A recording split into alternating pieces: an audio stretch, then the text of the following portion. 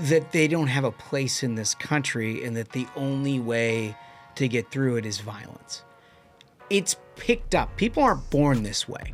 I had no words for the reaction to the moving speech his wife made. There were people online attacking his widow. They want blood, I think was the They quote. want blood. Like, their elected Democrats are hearing this, and there's an absolute vacuum of leadership on their side to confront that, They're to do scared. anything about it. The rank and file is scared. Our nation is standing up for American workers, restoring the pride of making products here at home. That's what we do every day. We're America's beverage companies, making American products with American workers in America's hometowns, delivering brands that have been enjoyed for generations, creating good-paying jobs, the kind that require only a strong work ethic. Because we believe in the promise of America and the people who make it great. Ladies and gentlemen, your attention, please. Keep the faith, hold the line, and own the libs. It's time for our main event. Good Tuesday to you. Welcome back to the Ruthless Friday program. We're shot out of a cannon here on a big week. I'm Josh Holmes, along with Comfortably Smug, Michael Duncan, and John Ashbrook, left to right across your radio dial. Fellas, thank you for filling in for me on Friday.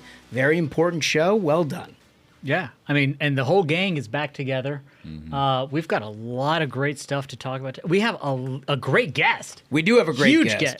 Scott Kupor, the director of the Office of Personnel Management over at the White House. He's going to explain why it is that matters to you. And believe me, it matters more than you think.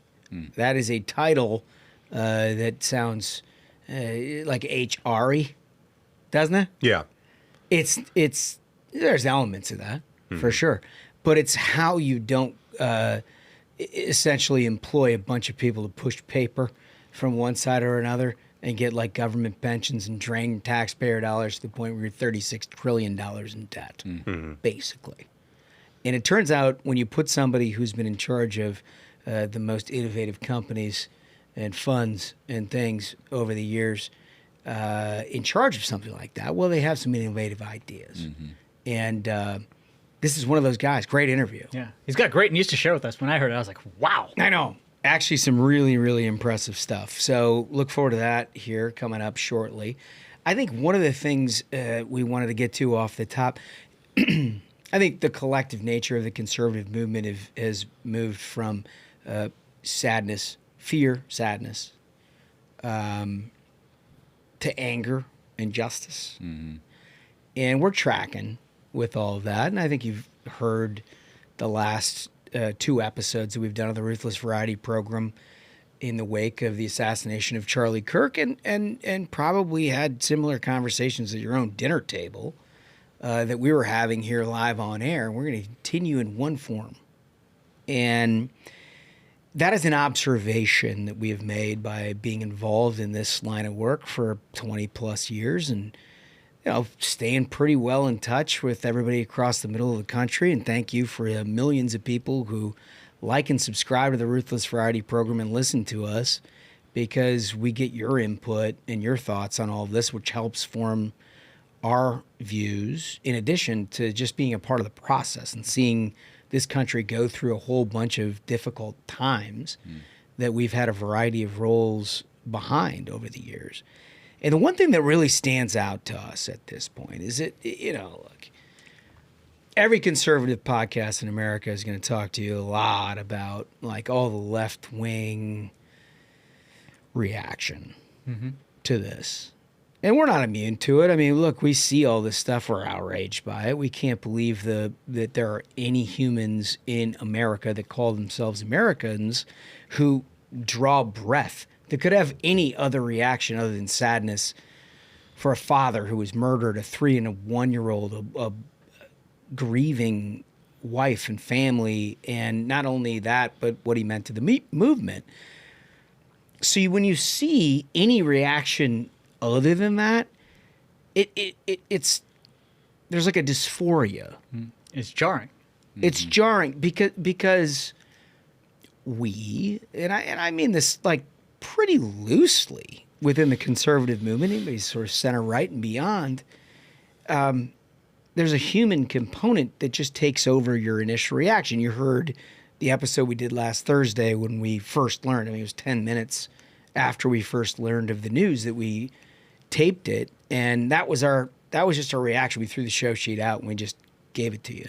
That was our reaction. Turns out the left, they don't have that sort of thing, which leads us to a larger conversation, right? And how is it that we got to this point? So we're gonna examine some of this stuff, but where it starts, and I mean this sincerely, where it starts is a profound lack of leadership on the left.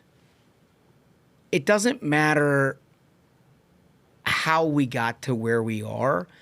It requires leadership to actually back off of it, to get back to appreciation for what makes America, the social fabric, the social construct, the things that we all agree on as a society that make us who we are, that makes us better than, medieval times.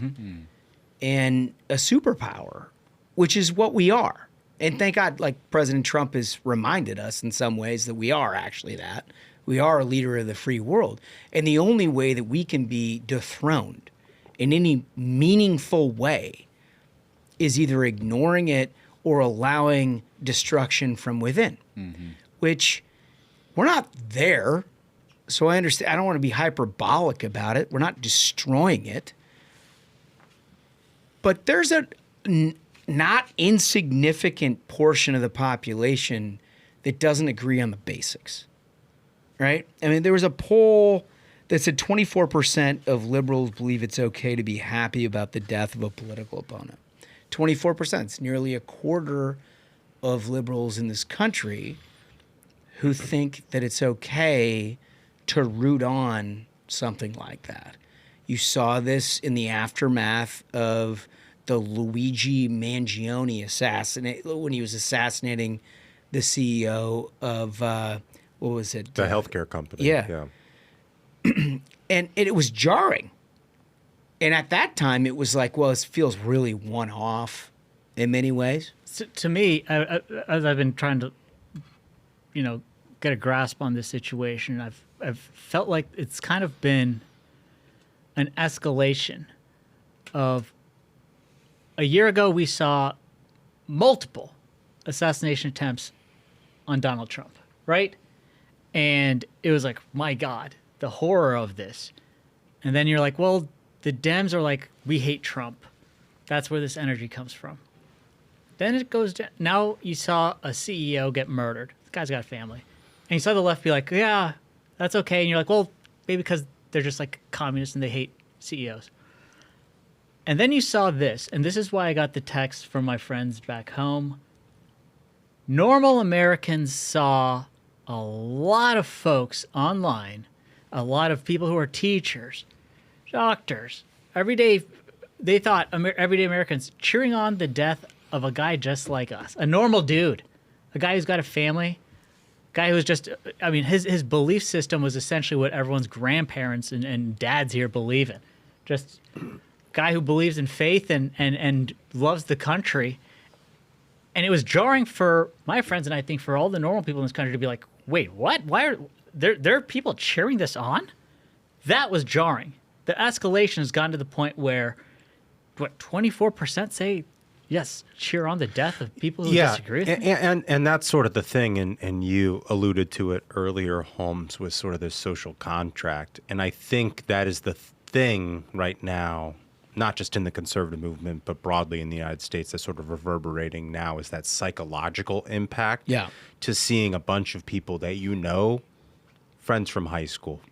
All of us have had the experience of looking at a social media thing, whether it's like Facebook or Instagram or whatever, or somebody at some point, whether you went to high school with them or junior high or whatever, where you followed them for whatever reason because they Right. were an acquaintance and you haven't really kept up with them over the years, and they posted something. Right. And it's like, it feels like a violation of that social contract Yes. of like what we are all supposed to believe in as Americans. Like, we don't celebrate the murder, the assassination of an American.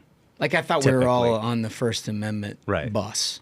Well, fellas, as horrified as I was to see that reaction to the Kirk assassination, I was just, I had no words for the reaction to the moving speech his wife made. There were people online attacking his widow, and I just couldn't believe it. And Holmes, you hit on something that reminded me of a great quote from Abraham Lincoln that he said 25 years before the Civil War. He said, "If destruction be our lot, we must ourselves be its author and finisher. As a nation of free men, we must live through all time or die by suicide." And I think that is a really good thing to remember, why we need to stand up and do what it is that we know is important. We have to fight for this country. We have to fight for what we know is right. And look, this isn't about us.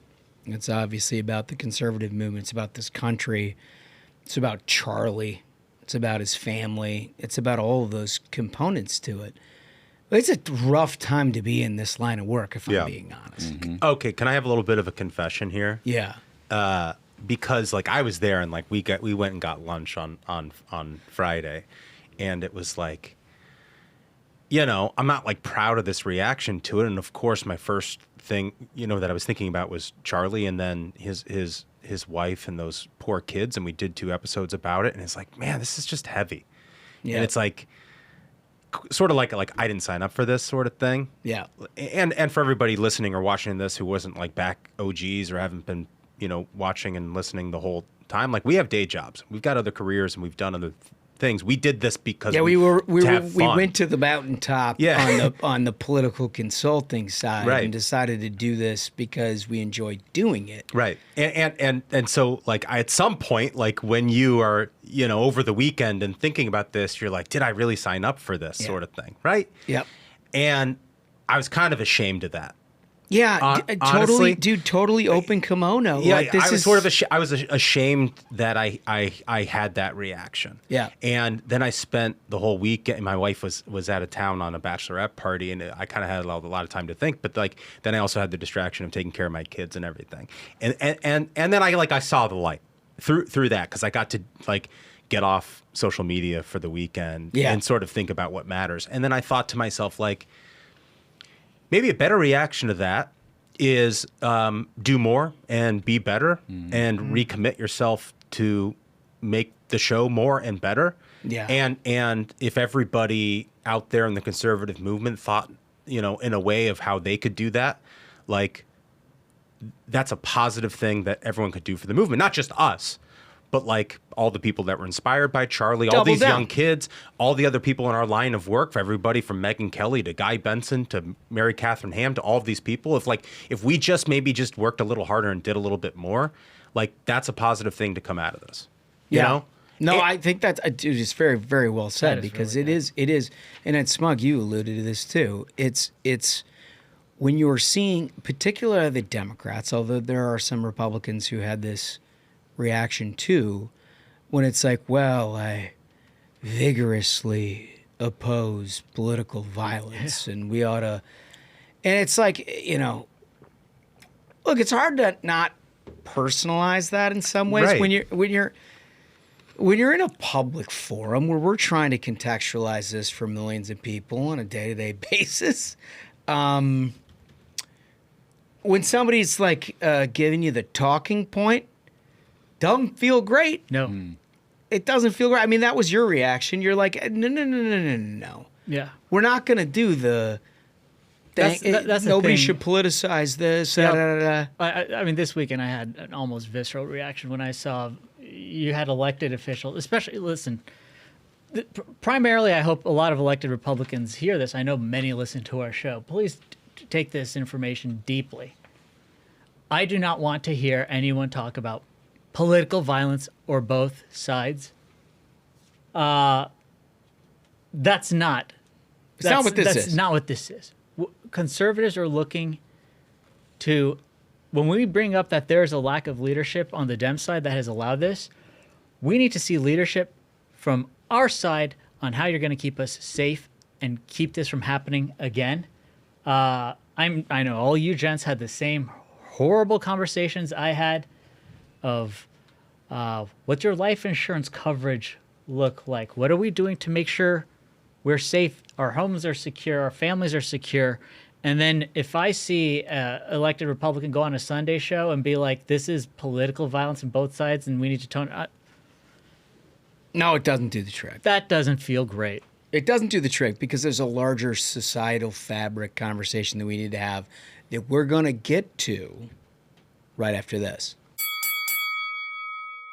America's demand for energy is rising rapidly, and at a time when American families can least afford an energy shortage. But for decades, critical energy projects have been blocked, limiting our access to reliable, affordable American energy and putting America's energy dominance at risk. The solution is obvious. Overhaul the broken energy permitting process. Make it faster and simpler. Innovation, a strong workforce, abundant oil and gas. We have it all right here in the USA. Let's put America first and political agendas last. We can power our own country, create thousands of good-paying American jobs, and unleash American energy to be bigger and better than ever before. Because when America builds, America wins. Read API's plan to secure America's future at permittingreformnow.org. Paid for by the American Petroleum Institute. All right, so obviously we're talking about the state of this country in terms of the acceptance of violence and that being like sort of a nihilistic view of America where, you know, like I think back to my grandfather was a big Republican. You know, my parents were both Democrats. There was a wide range within my own family of political ideology and everything else. And you're talking about like second generation, you're talking World War II vets, you're talking like a wild number of people that come at things from a variety of different places. Not a one of them will say that one of the most impactful moments wasn't the JFK assassination. And that's because he was symbolic of America. We all understood that, right? It was equally concerning with RFK assassination and Martin Luther King. In the 60s felt, at least to my family, has been relayed from grandparents and aunts and uncles and parents or whatever, is extremely concerning because they were concerned for the country. Increasingly, what it looks like, and if you look at this YouGov polling and everything else, there's a younger generation of Americans that are extremely nihilistic about this. Not only do they think that it's okay to sort of cheer for the death and destruction of a political opponent, but they're like rolls off their back and it's like on to the next. And it's why I preface the show with political leadership. The reason that you have political leadership, I mean, you could just be a straight democracy. You wouldn't have to be a republic. You could be just a referendum country, you know, where everything it is that we do, we just vote up or down, 50 states, majority take all. But the way that our founding fathers envisioned it is that you had people that had some wisdom that got to a place because people believed in them.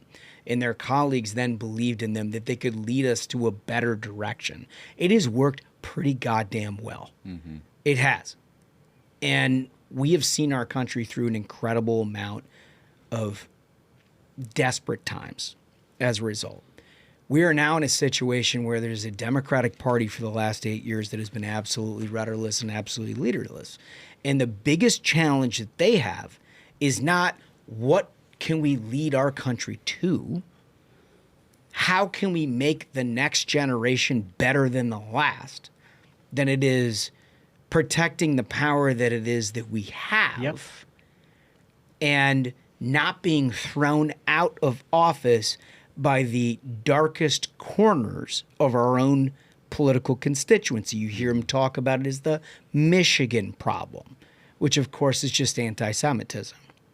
You hear him talk about it in terms of the anxiety within the youth, which you see pop up in a YouGov poll as people being totally okay with Luigi Mangione assassinating healthcare executives. You can extrapolate that out into what we saw last week. A failure to confront that situation is amongst, in my view, the most treacherous things you can do as a political leader in this country. We've been there. We've seen it. We've seen incredibly difficult times for our own constituency on the right, and it is not easy to try to stare down something that is boiling over, a pot that is boiling over, and say, like, here is a more positive way to direct your energy. But it takes somebody who is willing to put their own political career on the line to say, I don't care whether I serve another day or not. So the thing I was most disappointed in that regard, Holmes, is Josh Shapiro from Pennsylvania. That's it, dude. Right there. Huge. Who I think is a skilled, talented politician, swing state, like somebody who should have been the vice presidential pick from Kamala Harris, if not for the Dearborn problem, right? Yep. He's been a victim. He's been a victim. His governor's mansion was firebombed by a pro-Hamas terrorist. Yep. Let's just say it as simple as that. Yep. Right? And if you would think of like any prominent Democrat in this country who would have a statement that could kind of be like a Sister Souljah moment and say, hey, not for nothing, as a Democrat, I've been the victim of left-wing violence. That'd be a great statement. But that's not what he did. Nope. He did a both sides thing about rising above and doing whatever. That isn't this moment. No. Right? And there's no amount of platitudes that can take care of this. in that obfuscation, That's it. You're so right, man. It's in that obfuscation of the thing is such a profound cowardice. It is. But that's what we see, and that's why we led the show with it. That's what we see at each and every level. What you're getting when you get a statement that says, I condemn political violence. You get it from corporations, you get it from sports teams, you get it from the highest levels of the Democratic Party. What you're getting is the equivalent of a matador with a red cape getting the bull through without getting hit themselves. And That's what that is. Dude, another example of that is what Joe Biden did when he became the Democrats' nominee in 2020. He did a deal with the left and basically said that you can run my government as long as I can be in charge. This is the exchange of power for the free ability to just shape our government. And Democrats, I don't think there are so many facets to what the Biden 4 years did negatively on our country. I don't think we've even come to grips with how deep that goes. So I'm glad you mentioned that, because what Holmes was saying earlier about how the Democratic Party has been leaderless and rudderless forever, like I think it's Biden, it's Hillary, it's Kamala. Yes. Like if you look at their last three nominees for president of the United States, I actually don't think a single one of those, if you did that sort of like national referendum that you suggested, Holmes, would have actually been the nominee of where the party is. Every single one of them made a compromise and a deal with the far left to be like, I'll let you run the show. I think in the lack of agency that the Democratic Party has had for the last decade, the rank and file and the grassroots has led a lot of those people to a very dark place. When you don't have the hearts and minds of your political base, which is exactly what your diagnostic is telling. We don't have the hearts and minds of a political base. You basically need to satisfy them by not speaking truth ever. It's all a masquerade. There was at some level. We discussed this on an episode about a month ago where Politico did an article where they were interviewing elected Democrats, and the theme was these Dems were like, our supporters, our voters are telling us, get out and fight and break something. They were like, the quotes in this, in hindsight, are just horrific. Where they're like, our voters are telling us, go shoot somebody, go do something, go fight somebody, go punch somebody. They want blood, I think was the They quote. want blood. Like, elected Democrats are hearing this, and there's an absolute vacuum of leadership on their side to confront that, They're to do scared. anything about it. The rank and file is scared. And what happens when you get a scared rank and file? We know this. We served in a leadership capacity during incredibly tumultuous times for this country. What happens when rank and file politicians get scared of what they're hearing from people who vote for them is they have a tendency to just sort of like mirror back what it is that they're hearing. Right up until you have a leader that's like, look, there's a higher calling here. And I don't know why you guys got into this line of work. I got into it to pilot this country to the most successful place I can get it. And this is what that looks like. And if you can get along for the ride, I will set an agenda out to try to do that. There is no one on the Democratic side who has done that. You make your arguments about Barack Obama. I think he was the worst president in American history. But he was that leader. Rhetorically. But he captured the Democratic Party. Yeah. There was nothing that anybody was going to do to color outside the lines while he was president. Right. Let's put it that way. And I want to make a good quick comparison and then like Duncan says, you look at the subsequent ones. They are such lacking in leadership that they were quite literally interchangeable, where they're like, Biden looks like he's losing, switch out the horse. Because to them, it doesn't matter anymore. Yeah. It doesn't matter. They're like, just switch them up. It doesn't matter because it's all about political power. They don't care that the Hobson's choice that you need to make, the deal with the devil that you need to make in order to stay on top, to get to the point where you're the nominee. Like, oh, you want to run the government? I don't give a shit what we do as long as my name's on the top of the ticket. Mm-hmm. And that's what they've done from Hillary Clinton to Joe Biden to Kamala Harris. And like, honestly, you look around, you mentioned Josh Shapiro. He'd be somebody who is, by definition, capable, thoughtful, smart, huge approval rating in a swing state, all those things that he was a victim of left-wing violence, that has the capability of actually becoming a leader. What does he do? Mm-hmm. He's the matador with the red cape. Mm-hmm. He waves it on through. Mm. And like, that is the state of the Democratic Party. And like, look, this isn't a both sides conversation. Nope. We are seeing a real endemic cultural problem on the left side. You can make an argument about whether it is rooted in like trans stuff. I mean, there seems to be an awful lot of overlap on that. Or you could make an argument that this is just this nihilistic taught either at a secondary level or at a grad school or a college level, that they don't have a place in this country and that the only way to get through it is violence. It's picked up. People aren't born this way, right? Mm-hmm. It's a difference between the Middle East, if you're born in fucking Gaza, or if you're born in Chicago. The question is what you're raised around. And Chicago can look an awful lot like Gaza if every single person around you has a handgun and thinks that it's okay to shoot out their window at 8 o'clock at night. Mm-hmm. And that is what is being matadored on through by the left on a frequent basis. And you got guys like Governor Pritzker out there, who's like inviting it. Newsom, who tries to pretend like he's got like seen the light at some level, like he can talk to us like normal human beings after ruining the greatest cities in America one by one through his lack of enforcement.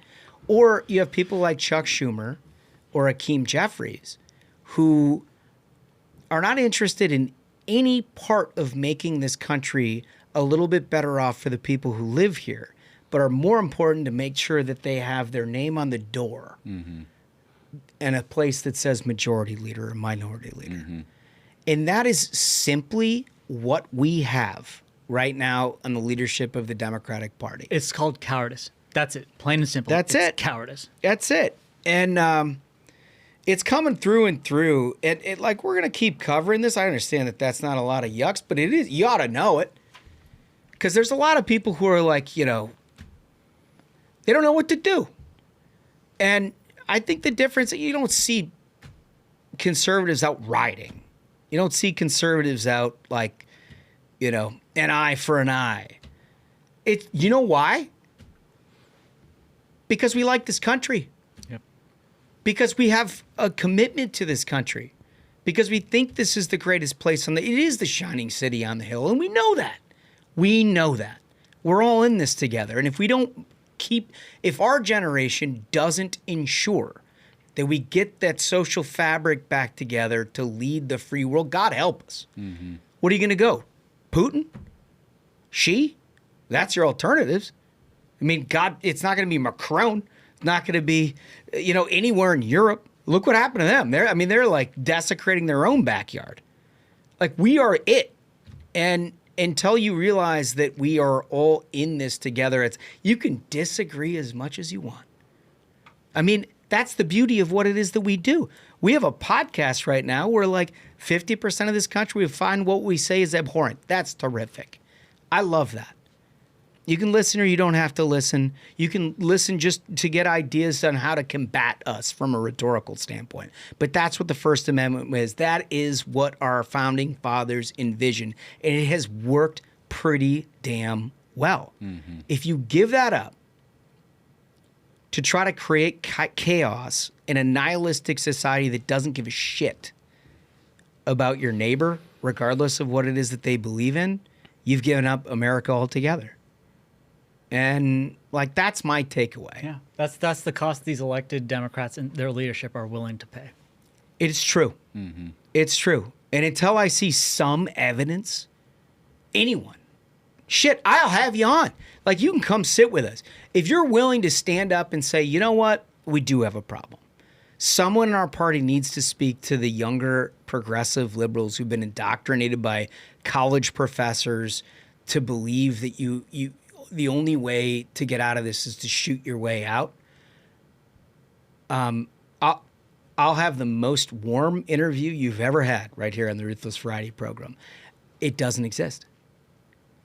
It doesn't exist. Mm-mm. You might find somebody like in a local level, a governor or a city councilman or a state senator or a state rep who will shake their head and tell you in private, this is a problem. Where the fuck are they right now? Yep. I don't want to hear about your political violence.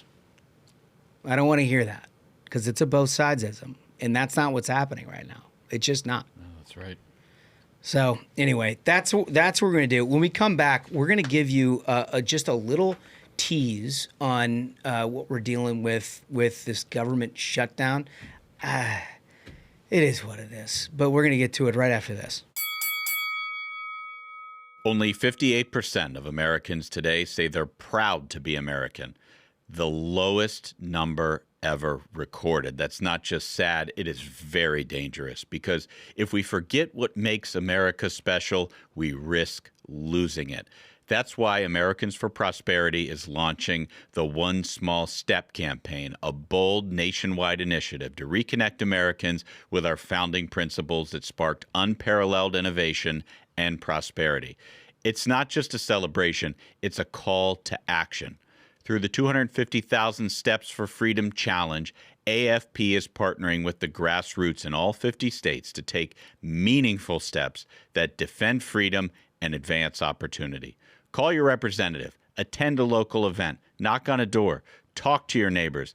Every single step counts, and every step moves us closer to a more perfect union. Go to takeonesmallstep.com to learn more, then join the challenge at afpvolunteer.com.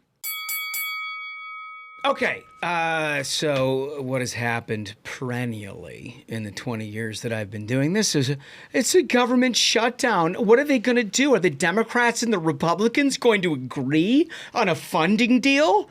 Oh! It's a perennial conversation. I have a hard time getting worked up over it, but I do find a flashback to the conversation we had with Majority Leader Thune back in June, where he came in and told us like what exactly was going to happen. In that we had Chuck Schumer, who reluctantly agreed to continue government funding at the same level that it was at, like there was no changes reluctantly. Like he needed to make forward progress in an all-Republican government for the liberals to be happy about it. Nearly lost his job as a result. And Thune's concern back in June is that this guy saw that as a mandate to shut down the government. Well, lo and behold, here we are in the, second week of September. And it looks like that's going to come true. Johnny, what are you hearing from the Hill? Well, first of all, I think it's fitting that we're talking about this subject on the heels of what we discussed in the first segment, the lack of Democrat leadership in this country, and the fact that Democrats cannot get it through their heads that they have a responsibility to help America move forward. And what we have at the end of this month is the funding bill runs out. Okay, that's what happens. You were talking about that happens every year. And House Republicans are proposing a clean CR just to keep the government funded until November. Yeah, and a continuing resolution, for those of you who don't know what that is, it's basically just to ensure that the government funding remains the same as it has been over the last 6 months, no changes. And that's what Republicans in the House are proposing. And they right now have a target date of sometime in November because their hope is that they can write and pass appropriations bills that are negotiated among both sides to fund the government beyond that date. And that's what you call regular order. Right. You've heard a lot of conversations on like cable TV and everywhere else where Republicans over the last 4 or 6 years have talked about regular order. And that's passing, 13 appropriations bills that funds every government agency. But they do it on an individual basis the way government was intended to do. Republicans have a commitment to try to want to do things the way people elected them to do. Democrats, not so much. And so we've now gotten to a place where they want to do this clean CR. The House seems, it's a very, very thin majority. Thomas Massie said that he's the guy from Kentucky that is against Trump. He said that he's going to vote against this. So basically, House Republicans have a 1-vote threshold to be able to pass this. And then it goes to the Senate. But why aren't Democrats involved in a CR? Like, it's a great question. This goes when I started in this line of work, it was the one area of agreement that you don't want to turn the lights off in the Capitol. That if nobody was trying to do anything that was like particularly egregious, that you were just like, all right, we'll all agree, just like kick this can down the road. And there's no Democrats who want to get involved in that? Well, I mean, you mentioned in the beginning of this segment, Josh, like, you saw what happened to Schumer when he did what he did. Almost cost him his job. And it almost cost him his job. So if you're rank and file, like, you're not going to put your hand up to do something good for the country, not in the environment that the Democrats find themselves in. Don't you think? That goes back to our discussion at the beginning that, like, your job is to do something good for the country. If you're a Democrat leader, you should just tell the left, like, I don't care what you're saying. We need to fund the government.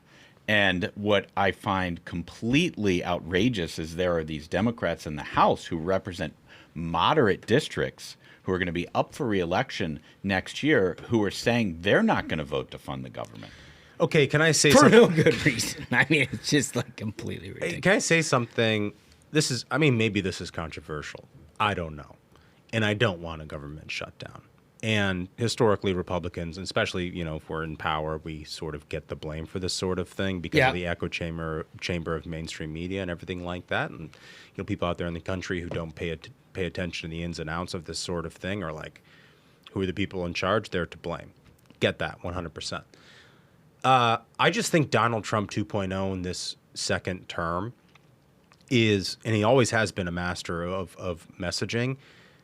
He is incredible at it now. Give him the microphone. If we actually found ourselves in a situation in which the Democrats shut down the government, I trust Donald Trump to be able to message. I mean, look what he's done with DC crime, for example, right? Yeah. Like, he has been, like a dog on a bone with winning the messaging war on something as controversial as that. Yeah. Right? Like, I think if we actually found ourselves in a situation of an actual shutdown, we could win that fight just through the bully pulpit itself. Yeah, dude, I totally agree. I mean, look, if I'm giving advice to all of our friends who are listening on Capitol Hill, whatever you can get through the House of Representatives, like, do that. And I trust Speaker Johnson on this.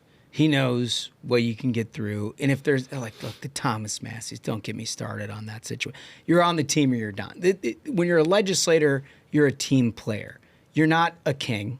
You can't just deem whatever it is that you want in a perfect world. Like, you have to actually either persuade a majority to do what you want to do or be a part of a team that can stop the worst case scenario. It's one of it. That's it. Like, those are the only choices. So don't give me like, oh, he's a true conservative. He's rooted in his print. Fuck all that. Like, you either stop the worst case scenario, persuade everybody to your point of view, and if you failure to do that, you got to get on board. You got to do what you do. But if they do, and they land it in the United States Senate, and Chuck Schumer, because he's afraid of losing his job, wants to shut down the government, and in turn we hand the microphone to Donald Trump for as long as he wants it about why your government is shut down, I'll take my chances. Don't you think? I mean, that's the thing is, DC's how President Trump solved crime is a perfect example, but he's got this train rolling. We're looking at criminals are getting arrested. It's a new day in America, folks. Like, criminals are getting arrested, illegals are getting deported, and if the Democrats want to jump up and say, "Hey, we're going to put a stop to that," let Trump call him out on it. Let's do it. Let's do it. And if you think for a second that Trump's going to be like eager to help them get out from underneath that, rather than just ratcheting down what it is that their actual objections might be, you haven't watched this show before. Yeah. Like, this is going to be a lot more painful for Democrats than they have ever envisioned. So if I'm a Republican, figure out how to give him the strongest hand of cards. And then dare them to do what it is that they have too much cowardice, whether it's talking about political violence or shutting down our government. Know their weakness. Their weakness is a profound lack of leadership. Once you understand that, drive it into the fucking dirt. Like, that's the game plan as far as I can see it. All right, when we come back, we're going to get to this interview. It is fantastic. You might learn more about this in terms of how it is that our government operations are working than anything else we've done on the Ruthless Variety program right after this. Big Labor backed Kamala Harris, and now it's positioning itself against President Trump's innovation agenda. Railroads are using technology to boost safety, reduce inflation, and improve jobs for hardworking Americans. But powerful union bosses want to stop the Trump administration from making progress for American consumers. It's time for the Department of Transportation to stand up to big labor and move America forward. Unleash innovation, lower inflation, empower rail. Visit caseforconsumers.org and be part of the movement driving America forward.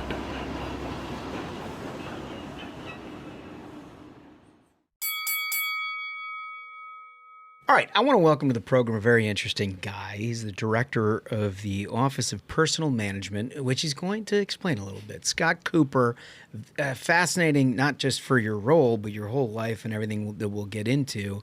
Thanks for joining the program. Thanks for having me. I'm glad to be here. Can we do just like a level set on OPM? You mean you guys don't know what OPM is? I mean, we do. I'm confident that you're doing this for other people. I feel like 99.8% of our audience is going to be like, huh? Yeah. In fairness, as I've said this before, like, I didn't know what it was either before I took this job. So, here's the very simple way to think about it is we're responsible overall for talent in the federal government. So you all probably know this, but we started the year about 2.4 million federal employees. They all have, rules around how do we hire them, how do you fire them, how do you promote them, all that stuff. So our job is basically to make sure all that hopefully goes smoothly. Which has got to be an easy assignment, right? Talent in federal government. Yeah, exactly. he's Donald Trump's scout. He's not.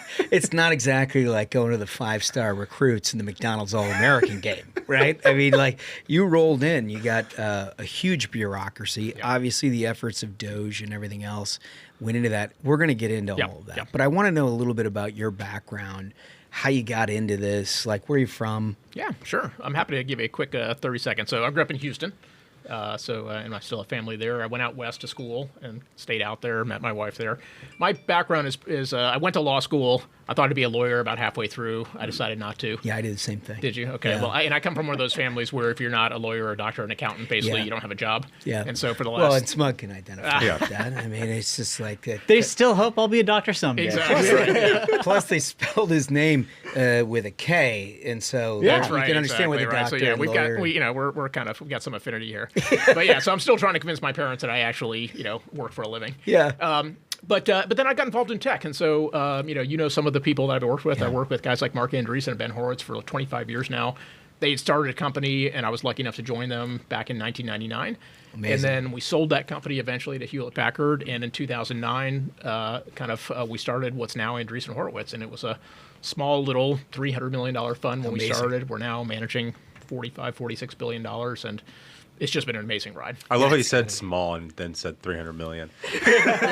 Well, these That seems days, pretty good. I know. Unfortunately, these days in the venture capital world, it's changed a lot. So you're right. At the time, 300 was actually not that small, but the industry has changed a lot. But like through all of that, you get a good idea of efficiencies and Absolutely. your role in the marketplace and whatever. And so, in terms of OPM, Yeah. let's get a vision here. What you're not only in charge of the talent that is within the government, but then given a mandate at the Right. beginning of this administration to ensure that we actually have talent, rather than a bloated bureaucracy that Americans have been well acquainted with over the last, at least as long as I've been involved in all of this.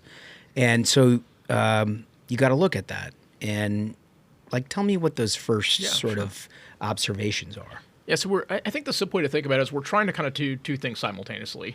One is, you're exactly right, which is we want to bring great talent into the government, right? So we want to find ways to figure out, okay, can we find the best and the brightest, particularly in areas that we know the government's behind. So technology is an obvious one, right? We've got an enormous opportunity with AI to do some really good stuff in government, but quite frankly, we just don't have that talent. And some of that is, a technical problem. Some of it is actually an age demographic problem. So you may know these numbers, but in the federal government, about 7% of our workforce is under the age of 30. And if you look broadly at the workforce, it's close to about 25%. So we are way out of whack. And it's not that only young people can do technology, but look, new ideas often take, people who are willing to kind of go out and do things differently from than they've been done in the past. So that's kind of thing number one, which is how do we get really smart people in the government and keep them there? And then thing number two, which you referenced, is how do we improve our operational efficiency, which, means also probably there are some things where we maybe need fewer people than we did in the past, or there are ways to use technology to actually increase the efficiency of the organization. So we're trying to do both those things. So far, we've done a little bit more on the latter. So you all may know these numbers, but we started the year with about 2.4 million civilian employees. We expect to end the year closer to 2.1 million. So the president set out this big goal, which is could we do 4 to 1, basically? Could we basically hire one person for every 4 people that left government? Yeah. And the good news is, we will meet or exceed that target. So Wow. That's great. that's Wow, great. that And is I think huge. for the first time, that's actually something very, very substantive and significant that's been done. Now the challenge that we have, and we're working with the White House on this, is how do we operationalize that, right? Yeah. So what we don't want to do is just say, great, declare victory, clap our hands, and then go right back to 2.4 million, right? So now we've got to figure out what's the process by which we can manage that. And again, do those things at the same time, which is hire people where they are smart and they are supporting the president's agenda, and at the same time figure out ways that we can eliminate things that just don't make sense anymore. We also have to do better performance management, so we can talk about this, but that's a real problem with the government. So it's a bit of a dual mandate, and I think we've got a great plan for how to do it, but we got In a lot other of work words, ahead of us. demonstrably prove the efficiency. That's exactly right. Yeah, right. Because it's one thing. Look, it's one thing to just take out heads, and that's a good start, obviously. But what you really need is we've got to change the entire incentive system in government. So if you look at government historically, things only go one way, which is the budget only ever goes up, which means headcount only ever goes up, and then the whole power and incentive structure derives from that, right? So if you're a senior manager in government, what you want is you want the most amount of people and you want the biggest budget, right? Yeah. And It becomes a land grab. Right. Yeah. And you laugh, which is true, but at the same time, quite frankly, it's an incentive problem, right? We've created that incentive. And so what we're trying to do is to say, you know what, the incentive should not be that. The incentive should be you're a steward of taxpayer dollars.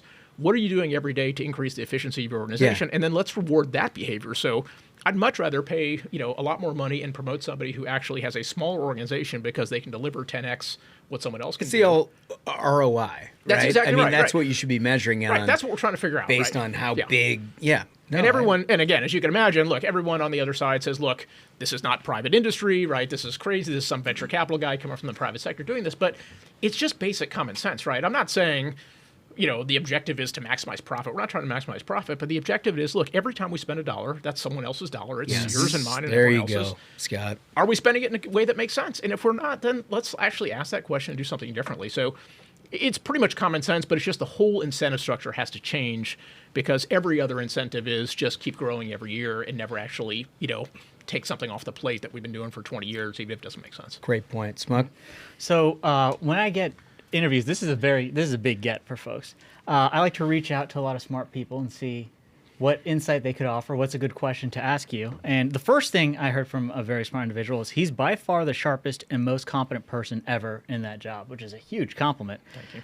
And it's a tough question to ask how much change in how the government hires and fires is actually possible now that you're there. Because this is a huge problem, the difference between private sector and government, and like you just described, the incentive things. But how much do you think is actually possible?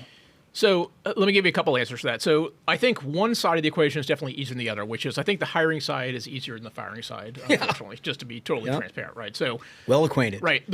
So again, you all know this, but let me just give you the rundown. So for your listeners, every year, everybody gets ranked 1 through 5 in terms of their performance in the government, 5 being the highest and 1 being the worst, okay?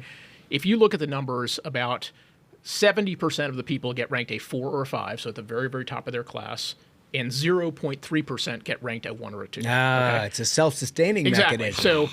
So that's one thing which we can fix right now, and we can, and we've actually put some guidance out today to kind of more normalize that distribution.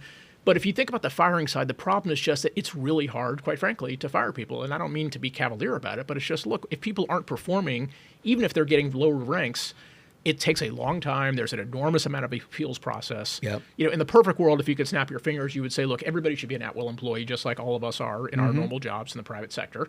And we either perform at the level that's expected or we don't. So, which is an amazing thing that they've actually insulated themselves on the one job that is a taxpayer job. Right. We're accountable to people. The stewardship of taxpayer dollars would incentivize a desire to be more efficient than even in the private sector. It should be the opposite. It's wow.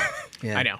So anyways, I would say there's things we can do at OPM, and we are. So we're basically going to make people have a forced distribution of how they rank people, and we are shortening maybe your listeners know about things called PIPs, performance improvement plans, right? If people aren't working well in the government, those things can go on forever and ever and ever. So we've given some guidance that says, look, if you put someone on a plan, it's a 30-day plan, and then you got to evaluate them after that. But none of this kind of perpetual basically being on a plan. So we can help on some of that.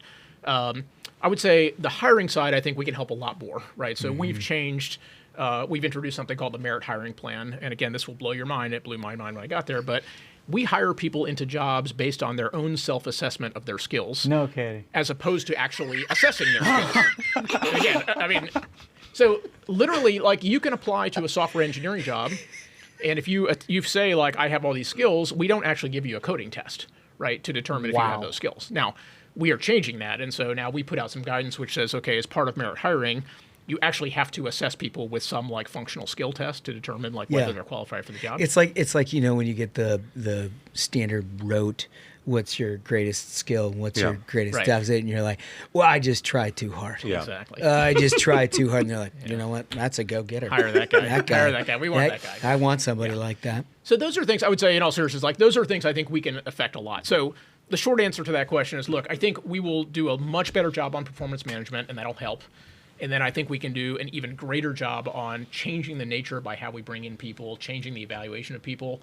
The other thing that we're doing, which I think will help a lot, is we're eliminating what I would call shortcuts in the hiring process, right? So we have I wouldn't say a lot. We have almost every job has a degree requirement or it has a minimum tenure requirement. And the reality is, look, those are just shorthands for we don't know how else to evaluate you, so we're going to give you credit for having a degree. But look, the reality is, if you're a young engineer, for example, you might be able to perform 10 times better than a more senior engineer in the government, but because you haven't met the tenure requirement, or maybe you didn't graduate from college, we can only bring you in at the most junior level of the organization, which is exactly why those people won't come to the government, basically. So things of that sort that create artificial barriers really to actually get real skills in the government, as opposed to saying, hey, everybody must have a bachelor's degree, which, I mean, look, there's very few things where a bachelor's degree actually makes you any better for a job. particularly, I 100%. guess, saying as someone who spent a lot of money on my education, Yeah. like I'm pretty confident, like very little of that actually changed the nature of my career. Totally. Let me ask you this. I've always wondered about, look, I've run nothing that is anywhere in the neighborhood of what it Running is this that you're. big metropolis Yeah, right here. like a couple hundred people, and you figure out how to manage things. And I've always found that more important than the particular degree on the wall or anything else is the culture. Yeah, exactly. And whether they're a culture fit, and whether somebody comes in for the right reasons and they want to accomplish something for the right purposes as a team and whatever. That's a tougher thing to do when you're doing it at a grand scale of a federal government. It sounds to me like a lot of what you're talking about is kind of the slow turn of a boat on this thing, but that's got to be something you're focused on. Yeah, so it is. And in fact, look, when I came into OPM, one of the first things I did was write a blog about kind of what is the culture that we want to see here and how do we have a set of behaviors and actions that reinforce that. So, because it also incentivizes people, smart young people, to want to do it. Which is huge, which is what we need. You're exactly right? Look, I totally agree with you. You're right. The way that I think you hire is, you're right. Some jobs have functional skill sets that we just need to test better job, and we don't do that very well, but we will do that. And you're right. The second thing is, look, are you aligned with the mission of the organization? Mm-hmm. And again, I hate that word because I can just hear the Democrats in my ear saying, well, that just means you want people who ideology are... test. It's an ideology test, and it's not that at all. It's right. Just like any organization, somebody actually is the CEO of that organization, and they determine the objectives. And at some point in time, like, you can't, like, create insurrection from within an organization, right? Right. If you don't have to agree with it, and that's totally fine, but if you disagree with it to the point where you're not going to do the job around the objectives that we've laid out, then you shouldn't be in that organization, right? That's not a loyalty test or an ideology test. That's it's wild it has to be said, but that like so Wild. many, even in the private sector, have become like daycares, where it's like, okay, we're actually here to get something done. Well, you got one political party. You don't have to say this. I will. You got one political party that has designed an entire federal government to adhere to that, right? To become a political base where they want everybody within the ideological confines that they have. And any time a Republican comes in and is like, hey, maybe we should just try to do the job the president said that we should do, they're like, well, we're all careers here.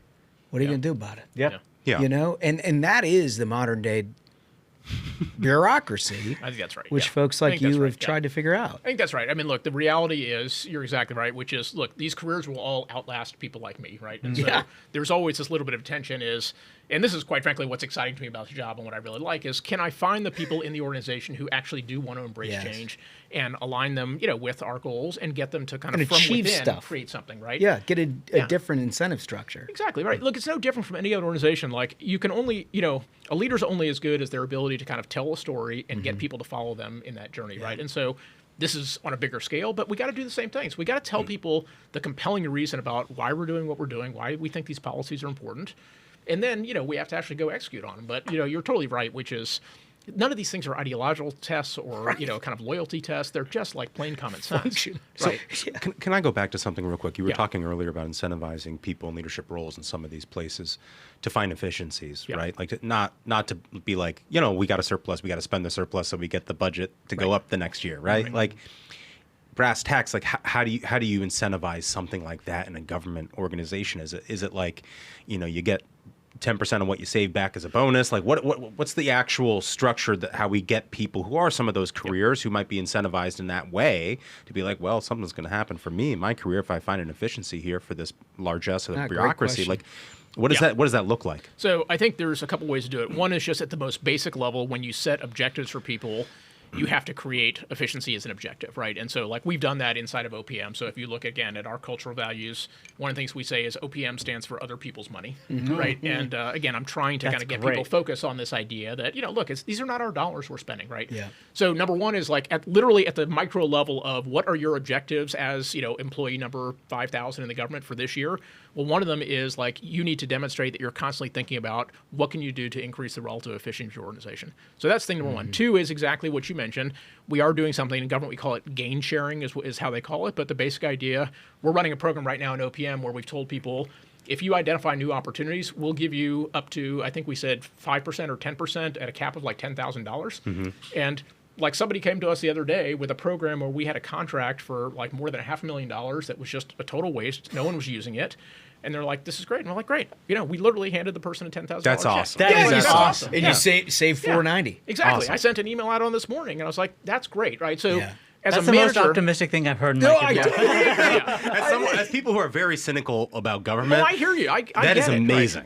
But you'd be amazed. Look, this is. I have a very simple view of life, which is organizations are just people, right? Yeah. And people respond to incentives. It's very simple. So, like, what behavior do you want? Then, like, let's design the incentive structure around that. Now, in fairness, and I've heard this from many people, and I think it's true. Look, not everybody in government is 100% financially motivated, right? Which I get, right? And look, a lot of them obviously they self-selected, right, out of maybe a more lucrative financial career, Right. And so, but there's other ways to. People like recognition, so it doesn't necessarily have to be money, but people like to get awards, so they like to be recognized at an all-hands meeting or stuff like that. So, but you got to make sure that the incentives you put out there, you have a reward system, whether that's cash or whether it's some other. But it's understanding the culture That's and what exactly motivates right. different Yeah. people, Yeah. which is an extraordinary thing because it's Right. always been this faceless Yeah. bureaucracy Right. that nobody's even thought to like try to figure out how to incentivize for efficiency. And Yeah, things we do like this that. thing. I'll give you a little small inside baseball. So we're about to go to a new fiscal year, right? So September 30th is the end of the government fiscal year. So our CFO team said, okay, we're going to do this. We do this thing every year called a sweep, which is they go to all the departments and they say, okay, how much money have you spent against your budget?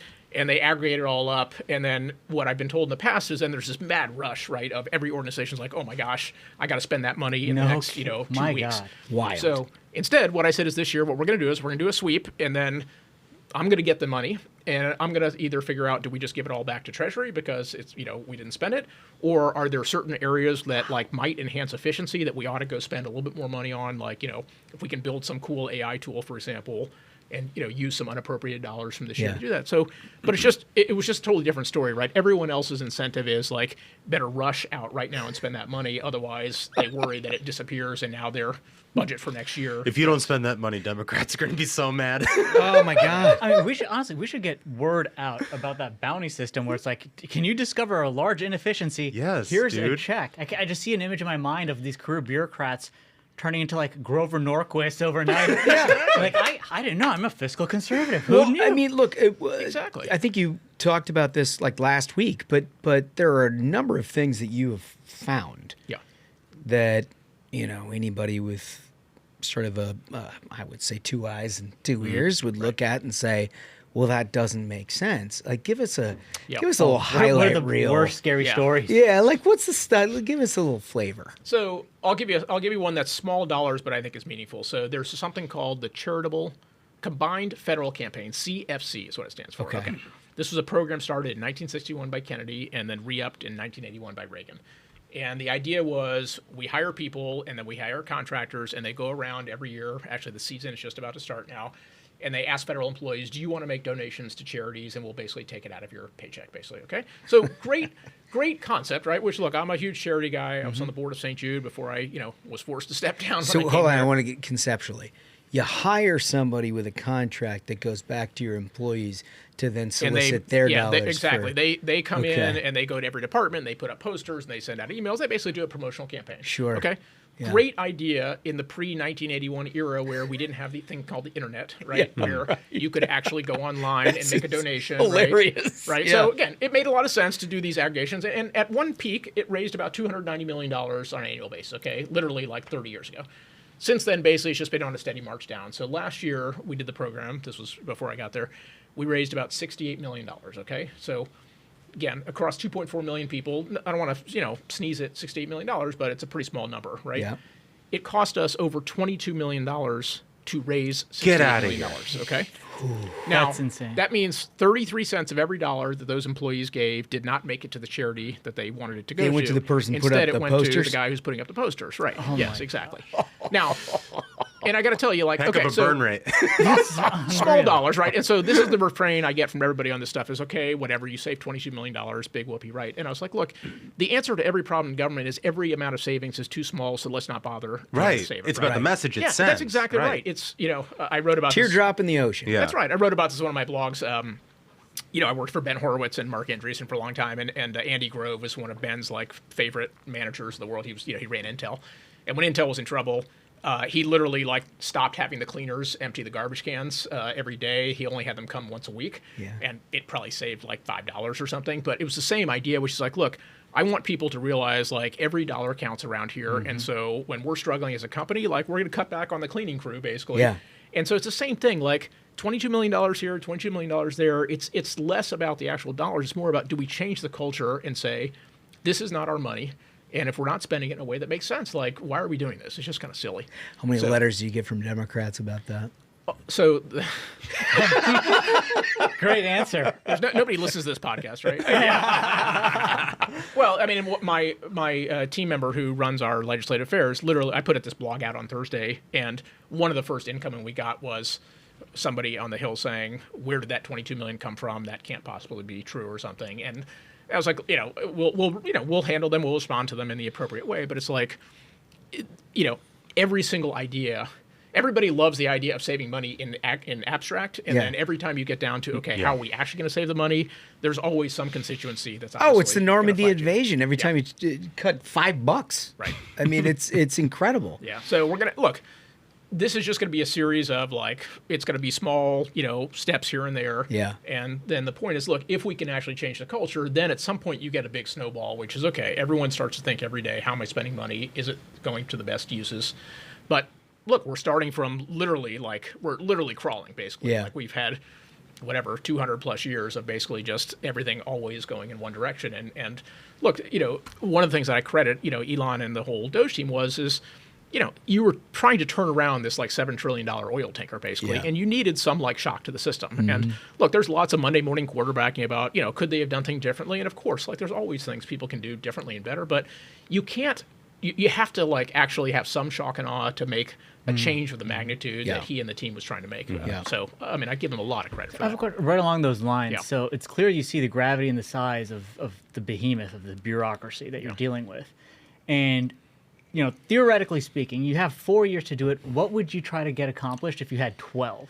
Yeah, so 12. I love that question. So here's the problem. I'm going to give you a very depressing answer, which is, I don't think it matters what my tenure is. It matters that we have congressional people in the House who change over every 2 years and senators who change over 6 years. Because this is, again, like this CFC one's a great example. Here's another one. Like, you guys probably know this. We manage the retirement services. Yeah. And there is this mine in Boyers, Pennsylvania, where we have this very paper-based product. And again, I can understand when you look at it how we got here, right? It's not crazy. But clearly in like 2025. This is the mine, if you recall, this surfaced during Doge, where they actually physically file paperwork for everyone who's 400 million paper records that sit in like 26,000 file cabinets underground.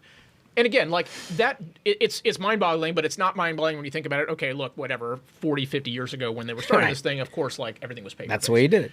But so look, everybody agrees, like, you should fix that, right? Okay, and we're doing a lot of stuff to fix it. We're going to roll out some things here shortly. But every time you do something like that, at some point in time, there is a congressperson who represents that district who's like, wait a second, this could impact my local economy, obviously. Yeah. And at a micro level, I get it and I understand it, but that's the problem with every single thing that you try to cut money on. There is some local constituent who cares about it. So he's got a letter from the Mine Filers Association of Probably America. a letter from Dunder Mifflin. It could be Dunder Mifflin, right? Yeah. Have you guys seen the new show, Paper, or whatever it's called? I watched an episode. I've seen an episode, I was going to say, it's not the same. Yeah. But anyways, I bring it up just to say that, look, I think the answer to your question is, unfortunately, I don't know if 12 years of my role would matter if you have the same fundamental problem, which is you have congressional people who are so micro-oriented in their thinking. Yeah. And look, I mean, there's probably, it's not just a one-party problem. This is a, system problem. Yeah. But it's really hard to get people to step back and say, like, what is good for the country, as opposed to, like, what is good for my district. And I don't know what the answer to that is. Maybe term limits solve that problem. I have no idea. But, like, I think if you really want structural change, you have to solve that problem, which is everything can't be a micro budget for my particular congressional district. No, it's so well I hate said. to be depressing on it, but I think that's I think you're right. I think you're right. And I hard think that's a challenge that all of us have in trying to talk to people about that, because that really is. It's been an issue forever, and it continues to be an issue. But you guys are making a ton of progress. Well, you know what the biggest piece of progress is? Guys like Scott Cooper want to do this for a living. That's huge. Yeah. That's huge. And look, your resume notwithstanding, you're a very smart guy who's into this for the right That was reasons. a nice backhanded compliment. I'm not. I'm no lawyer. That's for sure. It's like talking to my parents, man. They're But like, can still, you still spell? upset. Exactly. Listen, thank you so much for joining us today and giving us a little insight into all this. Stay in touch. We want to keep updated on everything you guys are doing, and come back in when you can. Will do. Thank you guys for having me. Appreciate Thanks so it. much. Thanks so much. Fellas, I was very sorry to miss that conversation in person, but let me tell you, after hearing it, this guy is so smart, and we are very lucky to have somebody that is that on the ball and that important of a job. Yeah. Most people have never even heard of. Yeah. I mean, when I specifically heard how he was like, listen, we have a system in place that if you can find a tremendous, any amount of government waste, you come forward, you tell us about it, and you can get like a bounty. Like 10,000, we'll cut you a check on the spot. What an innovative idea. Yeah. Wow.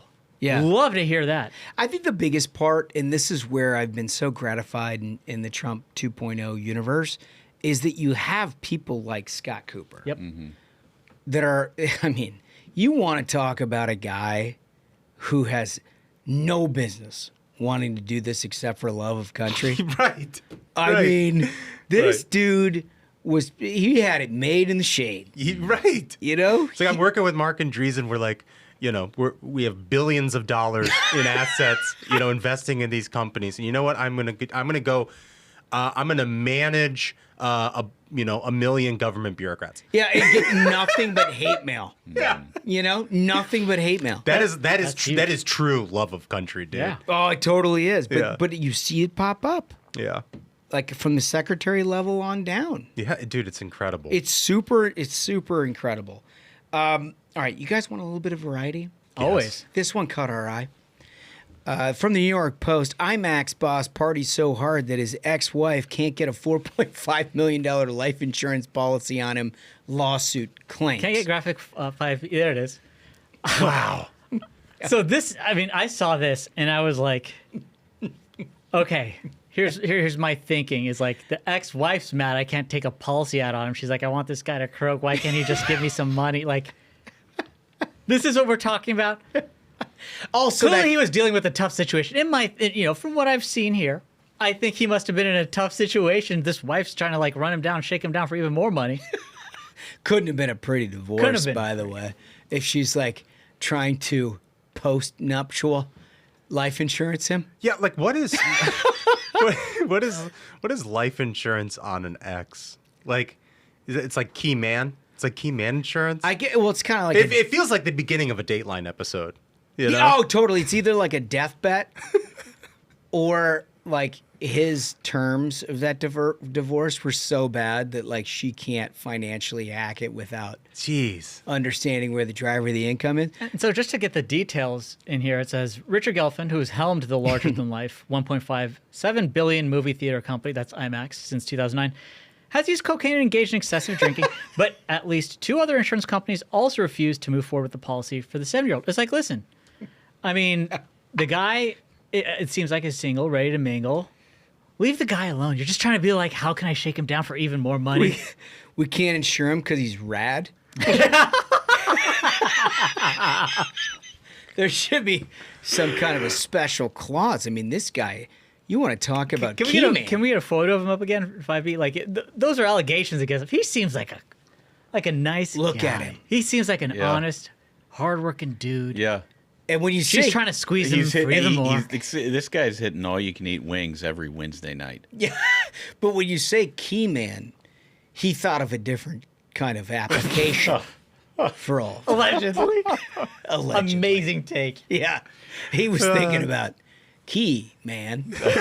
You know it's a hot take when Smug is doing the allegedly. I'm the one dropping the allegedly. Well, all I know is what the insurance company says. That's right. True. And according to the New York Post. So Look, yeah. it is what it is. It is. Anyway, God bless him. It sounds like that guy, if you're listening, let's hang out. You sound like a lot of fun. Maybe we could give a I want to see an validator. IMAX movie with that guy. Totally.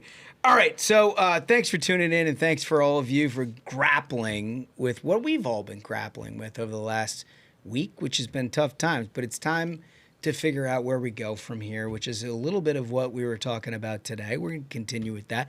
Promise we're going to have more yucks because, look, that's what we do here, and we're going to continue to do that. When you like and subscribe to the Ruthless Variety program, you know that's what you're going to get next. So with that, fellas, I think we did it. I think so. So banger of an episode. Gentlemen, thank you so much to Secretary Scott Kupor, and thank you to the listener. Like Holmes said, if you have not yet, go to the YouTube, hit that subscribe because it's more fun in video. So until next time, minions, keep the faith, hold the line, and own the libs. We'll see you Thursday. Stay ruthless!